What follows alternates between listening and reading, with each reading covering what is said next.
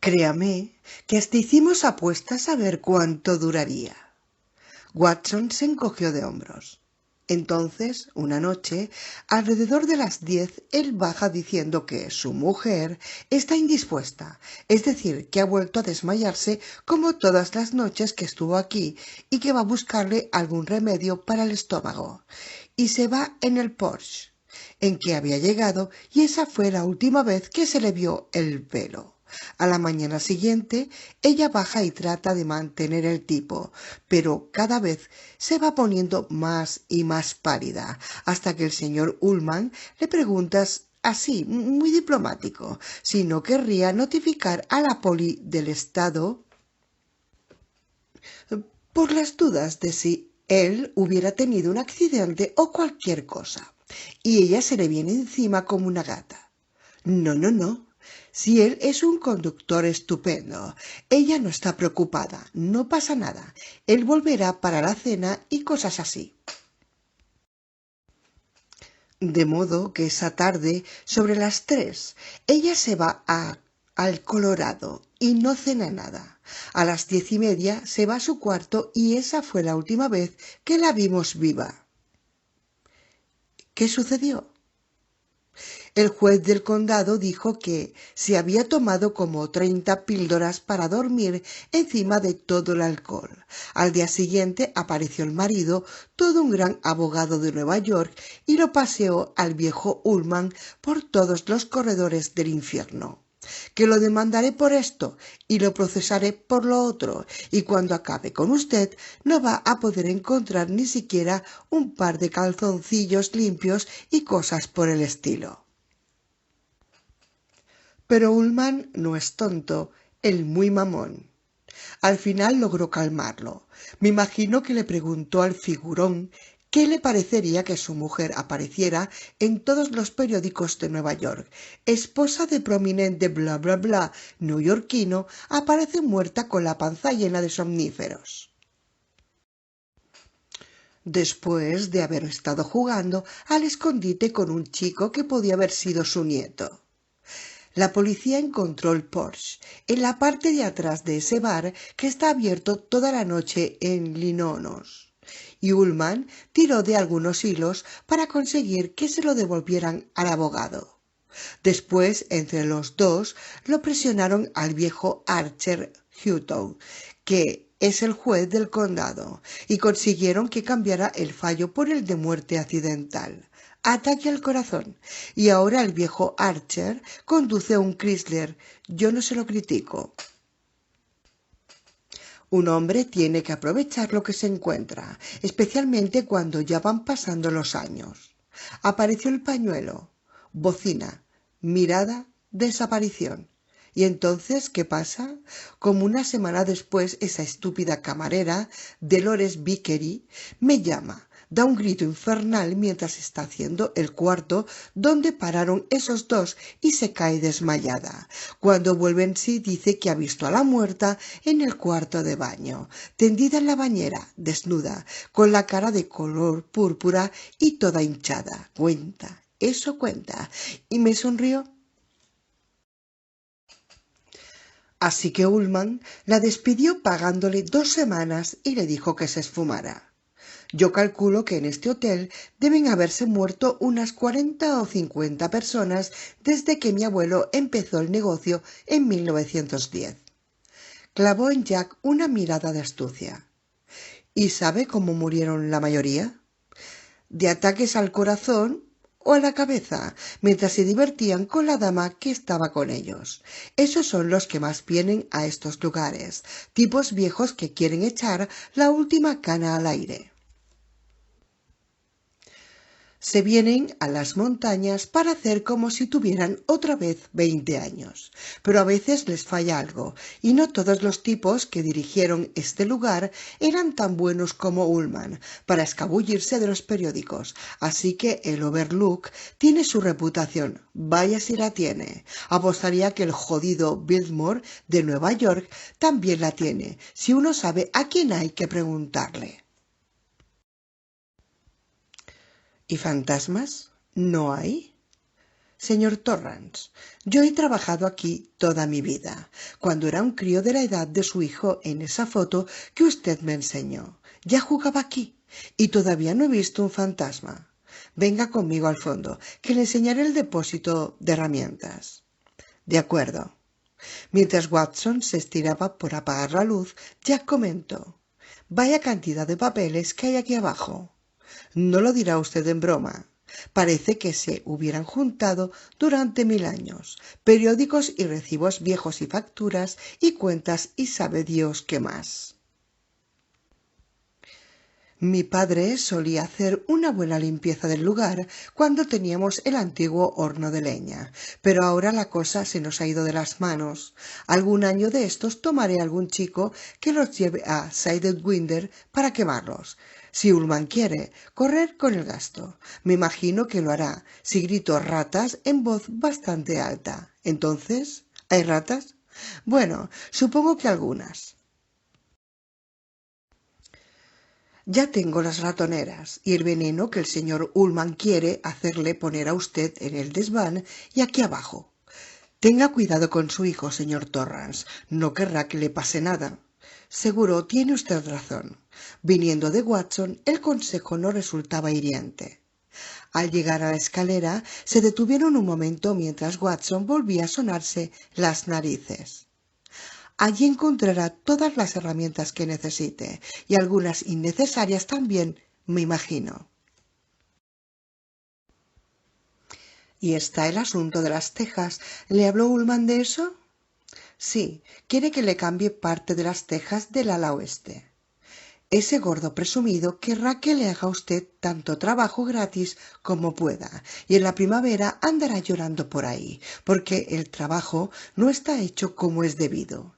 Ya se lo dije una vez en su propia cara. Le dije que... Las palabras de Watson fueron desvaneciéndose en un zumbido a medida que subían las escaleras. Jack Torrance echó una mirada por encima del hombro a la impenetrable oscuridad que olía a vejez y a moho. Pensó que si algún lugar había que debiera tener fantasmas, era ese. Pensó en Grady, enclaustrado por la nieve, lenta e implacable, enloqueciendo lentamente hasta terminar cometiendo aquella atrocidad. ¿Habrían gritado? Se preguntó. Pobre Grady, sentir que aquello estaba más cerca de él cada día, saber finalmente que para él la primavera no llegaría jamás. No debería haber estado allí, no debería haber tenido ese arranque de mal genio. Mientras atravesaba la puerta, siguiendo a Watson, las palabras resonaron dentro de él como el doblar de una campana, acompañadas por un ruido seco, como el de un lápiz que se quiebra. Dios santo, qué bien le vendría un trago, o 1000. 4. El país de las sombras. Denny sintió debilidad y a las 4:15 subió en busca de su leche y sus galletas. Las engulló mientras miraba por la ventana y después entró a besar a su madre, que se había echado. Wendy le sugirió que se quedara dentro a ver un programa de televisión, porque así el tiempo se le pasaría más rápido. Pero el chico negó firmemente con la cabeza y volvió a sentarse al borde de la acera. Ahora eran las 5 y por más que no tuviera reloj ni pudiera todavía leer muy bien la hora, Denny se daba cuenta del paso del tiempo por el alargamiento de las sombras y por ese dejo dorado que empezaba a teñir la luz de la tarde. Mientras daba vueltas al planeador entre sus manos, empezó a tararear por lo bajo. Salta sobre mí, Lu, no me importa. Salta sobre mí, Lu, no me importa. Mi maestra se marchó. Lu, Lu, salta sobre mí. Él y sus compañeros solían entonar juntos esa canción en el jardín de infancia Jack y Jill, donde iban cuando vivían en Stovington. Aquí, en este pueblo, no iba al jardín porque papá ya no tenía dinero suficiente para mandarle. Denny sabía que su madre y su padre estaban preocupados por eso, preocupados porque era algo que aumentaba su soledad, y más profundamente aún, sin saberlo ni haberlo hablado entre ellos, les preocupaba que Denny pudiera culparlos, pero en realidad él no quería seguir yendo al viejo Jack y Jill. Eso era para bebés, y aunque él todavía no era un chico grande, tampoco era un bebé. Los chicos grandes iban a la escuela de los grandes, donde les servían un almuerzo caliente. El año próximo, primer grado. Este año era como un lugar intermedio entre ser bebé y ser un chico grande, pero estaba bien. Echaba de menos a Scott y a Andy, principalmente a Scott, pero así todo estaba bien. Parecía mejor estar solo para esperar cualquier cosa que pudiera suceder. Denny entendía muchísimas cosas de sus padres y sabía que muchas veces a ellos no les gustaba que él entendiera y que muchas otras se negaban a creer que así fuera. Pero algún día tendrían que creerlo. Él se conformaba con esperar. Pero era una pena que no pudieran creerlo, especialmente en momentos como este. Mamá estaba echada en su cama en el apartamento a punto de llorar, de tan preocupada que estaba por papá. Algunas de las cosas que le preocupaban eran demasiado de adultos para que Denny las entendiera, cosas vagas que tenían que ver con la seguridad, con la imagen de sí mismo de papá, con sentimientos de culpa y de enojo y con el miedo por lo que podría suceder con ellos. Pero las dos cosas principalmente que en ese momento la preocupaban era que papá hubiera tenido una avería en la montaña. Si no, ¿por qué no telefoneaba? O que se hubiera ido a hacer algo malo. Denny sabía perfectamente que era algo malo desde que se lo había explicado Scotty Aronson, que tenía 6 meses más que él. Y Scotty lo sabía porque también su papá había hecho algo malo. Scotty le había contado que una vez su papá le había dado a su mamá un puñetazo en un ojo y la había derribado. Finalmente el papá y la mamá de Scotty se habían divorciado por aquel algo malo, de modo que cuando Denny lo conoció, Scotty vivía con su madre y únicamente veía a su papá los fines de semana. El terror mayor de la vida de Denny era el divorcio, palabra que siempre se le aparecía mentalmente como un cartel pintado con letras rojas cubiertas de serpientes sibilantes y venenosas. Cuando había un divorcio, los padres de uno ya no vivían juntos y se peleaban por el hijo en un tribunal, y uno tenía que irse a vivir con uno de ellos, y al otro no lo veía prácticamente nunca, y ese con el que uno estaba podía casarse con alguien o quien uno no conocía siquiera si les entraba mucha prisa. Lo que más aterrorizaba a Denny del divorcio era que había notado que la palabra o el concepto a lo que fuere que se representaba en su comprensión estaba flotando en la cabeza de sus padres, a veces en forma difusa y relativamente distante, pero otras como algo tan denso, oscuro e impresionante como las nubes de tormenta. Ocurría así desde esa vez que papá le castigó por desordenar y ensuciar los papeles que tenía arriba en su estudio y el médico tuvo que escayolarle el brazo. El recuerdo del episodio ya se había desvanecido, pero el recuerdo de las ideas de divorcio era nítido y angustiante.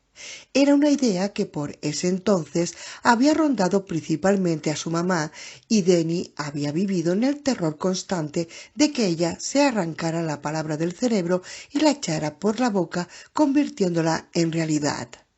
Divorcio. Era una corriente subterránea constante en el pensamiento de sus padres, una de las pocas ideas que Denny podía detectar siempre, cómo se percibe un ritmo musical sencillo. Pero lo mismo que un ritmo, la idea central no era más que la espina dorsal de otras ideas más complejas, de cosas que él todavía no podía siquiera empezar a interpretar, que se le presentaban apenas como colores y estados de ánimo.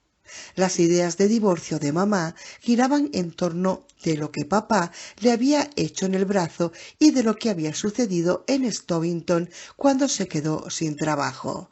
Ese chico. Ese George Hatfield, que se había enfadado con papá y le había pinchado las ruedas del coche. Las ideas de divorcio de papá eran más complejas, de un color violeta oscuro y surcadas por aterradoras venas de negro intenso. Parecía que papá pensara que ellos estarían mejor sin él si se iba, que las cosas dejarían de hacer daño. Su papá hacía daño todo el tiempo, principalmente por su deseo de hacer algo malo. Eso también era algo que Denny podía detectar casi siempre, la constante ansiedad de su padre por refugiarse en un lugar oscuro a mirar un televisor en colores y comer cacahuetes que iba sacando de un tazón y hacer algo malo hasta que el cerebro se le aquietara y le dejara en paz. Pero esa tarde su madre no le tenía necesidad de preocuparse y Denny habría querido poder ir a decírselo. El coche no se había averiado, ni papá estaba en ninguna parte haciendo algo malo. En ese momento estaba casi llegando a casa, recorriendo la carretera entre Lyons y Boulder. Por el momento papá no pensaba siquiera en hacer algo malo. Pensaba en Denny miró furtivamente a sus espaldas, hacia la ventana de la cocina. A veces, al esforzarse mucho en pensar lo que sucedía algo, sucedía que las cosas reales, se iban y entonces Denny veía otras que no estaban. Una vez, durante la cena, le había sucedido eso, no mucho después de que le hubieran escayolado el brazo. En ese momento, ninguno hablaba mucho con los otros, pero pensaban. Eso sí, las ideas de divorcio se cernían sobre la mesa de la cocina, como una nube negra llena de lluvia preñada próxima a estallar. Él se sentía tan mal que no podía comer. La idea de comer con toda esa nube negra de divorcio encima le daban ganas de vomitar. Y como todo le parecía tan desesperadamente importante, Denis se había sumergido por completo en la concentración y había sucedido algo. Cuando regresó al mundo de las cosas reales, estaba tendido en el suelo, sucio de judías y de puré de patatas, y su mamá lo tenía en brazos y lloraba mientras papá llamaba por teléfono. Él se había asustado y había tratado de explicarles que no pasaba nada, que eso era lo que le sucedía a veces cuando se concentraba para entender más de lo que normalmente podía. Intentó explicarle lo de Tony, a quien ellos llamaban su compañero de juegos invisibles.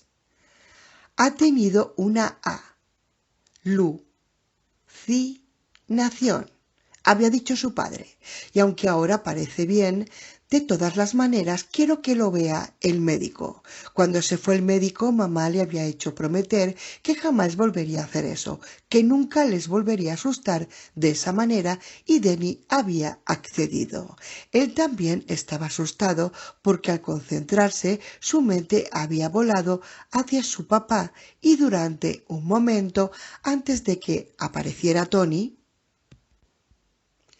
desde lejos como siempre, llamándolo a distancia, y las cosas raras hubieran eclipsado la cocina y la tajada de asado sobre el plato azul. Durante un momento apenas su propia conciencia había atravesado la oscuridad de su padre hasta hundirse en una palabra incomprensible, mucho más aterradora que divorcio, y esa palabra era suicidio.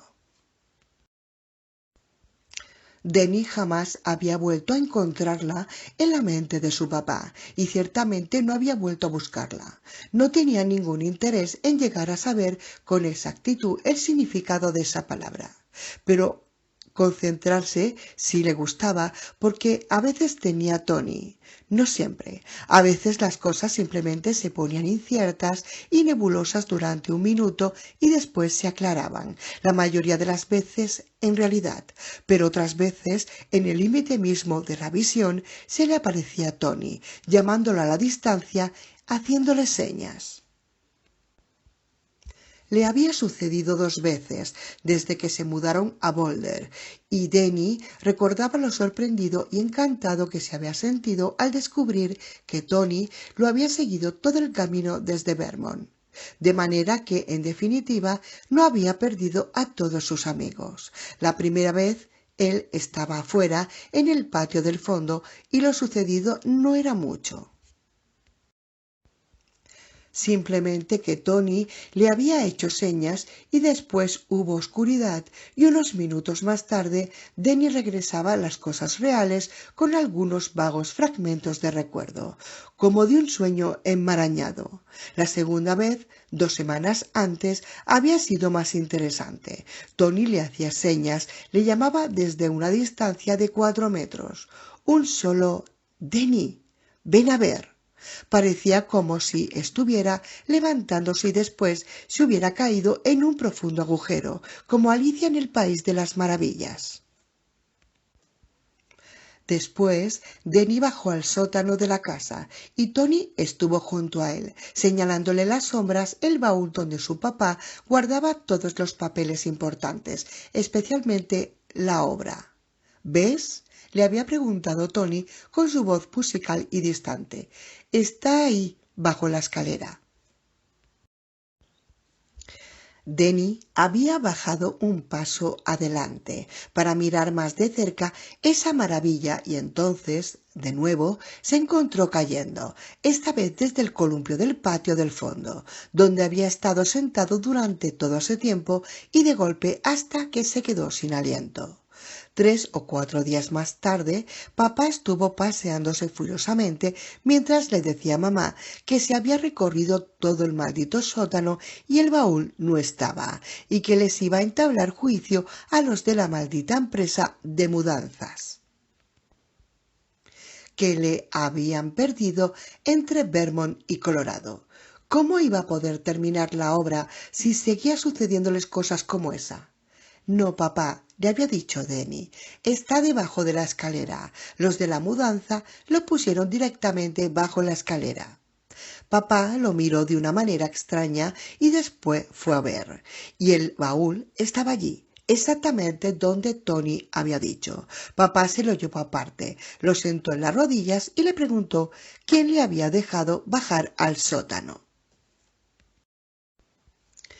¿Había sido Tom, el del piso de arriba?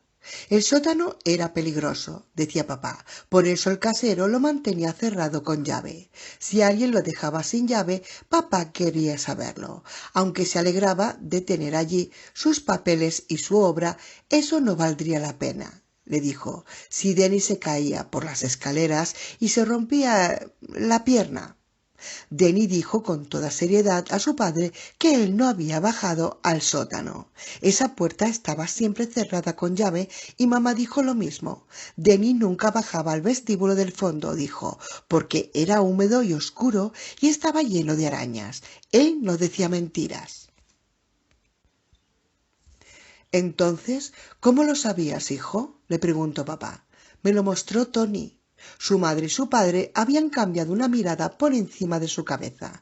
Había sucedido otras veces, ocasionalmente, y como eso los asustaba, lo apartaban cuanto antes de la cabeza. Pero Denny sabía que estaban preocupados por Tony, especialmente mamá, y él se cuidaba mucho de no pensar de la manera que podía hacer aparecer a Tony cuando ella podía verlo. Pero ahora que su madre estaba echada y no iría por el momento a la cocina, se concentró intensamente para ver si podía entender en qué estaba pensando papá.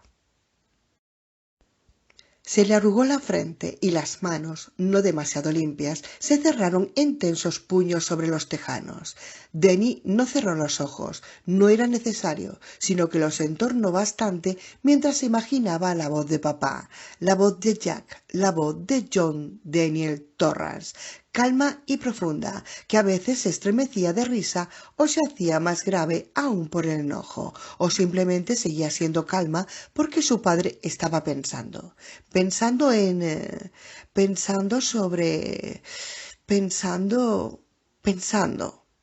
Denny suspiró silenciosamente y su cuerpo se aflojó sobre la acera como si de pronto se hubiera quedado sin músculos.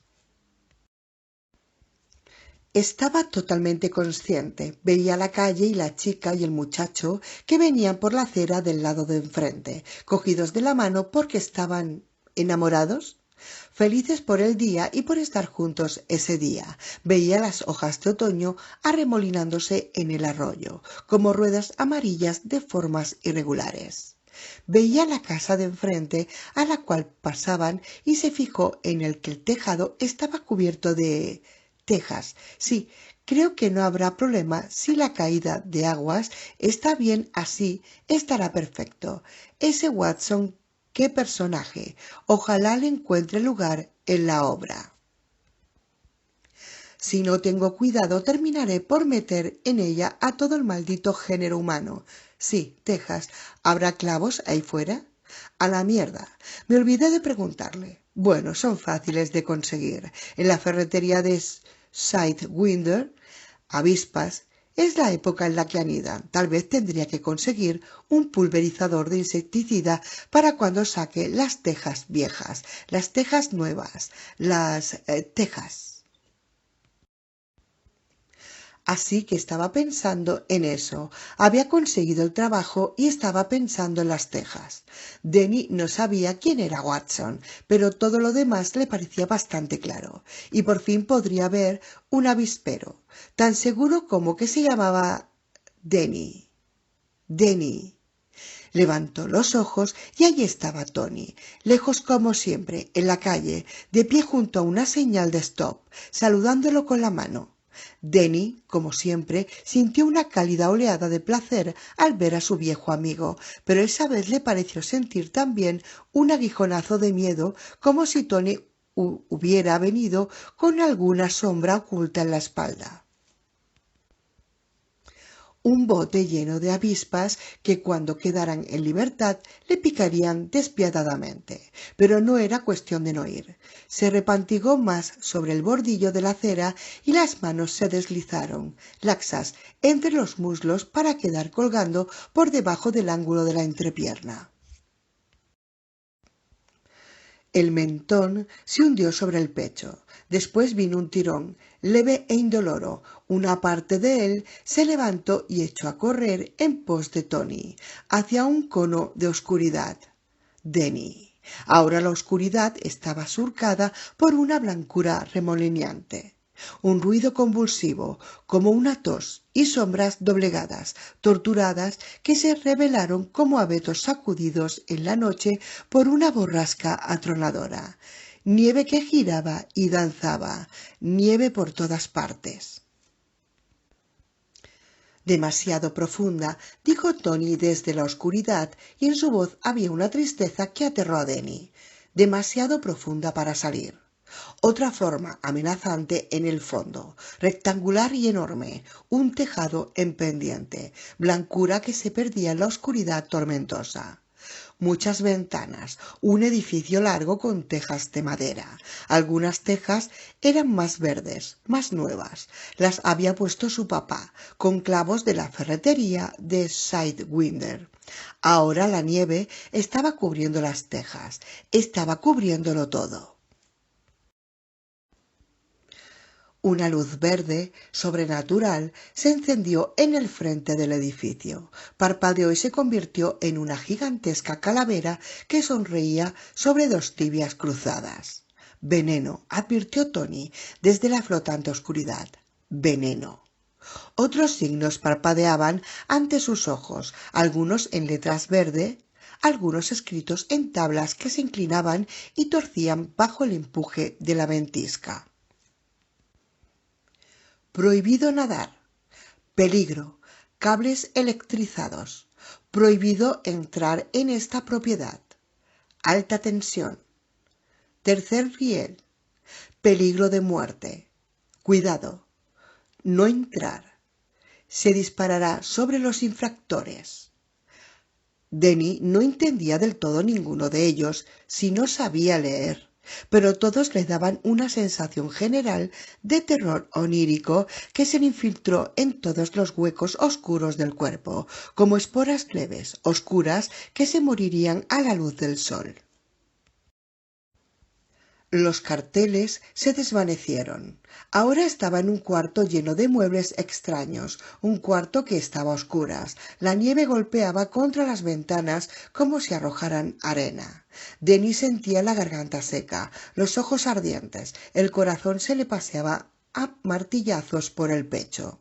Afuera había un ruido hueco, retumbante, como el de una puerta espantosa que se abre bruscamente de par en par. Ruido de pasos. Del otro lado de la habitación había un espejo y en lo más hondo de su burbuja de plata aparecía una palabra escrita en fuego verde, y esa palabra era Red Drum.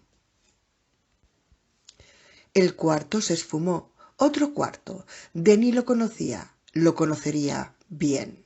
Una silla derribada, una ventana rota por donde entraban remolinos de nieve, nieve que se había helado ya sobre el borde de la alfombra. Las cortinas habían sido arrancadas a tirones y pendían de su barrote, quebrado en ángulo.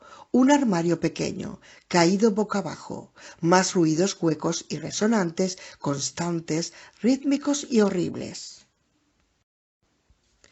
De cristal que se rompe, de destrucción que se acerca. Una voz ronca, la voz de un loco, más terrible aún por ser familiar. Sal, a ver si sales, mierda, a tomar tu medicina. Crash, crash, crash. Madera que se parte, un rugido de satisfacción y de rabia. Red Drum. Ya viene, recorriendo el cuarto sin rumbo, arrancando cuadros de las paredes. Un tocadiscos. El tocadiscos de mamá, arrojado sobre el piso. Los discos de ella, Grieg, Handel, los Beatles, Art Garfunkel, Bach, Liszt, desparramados por todas partes, rotos, hechos pedazos. Un rayo de luz que llega desde otra habitación, desde el cuarto de baño. Una luz blanca y cruda y una palabra que parpadea, encendiéndose y apagándose en el espejo del botiquín, como un ojo de color púrpura. Red Drum, Red Drum, Red Drum. No, susurró. No, Tony, por favor.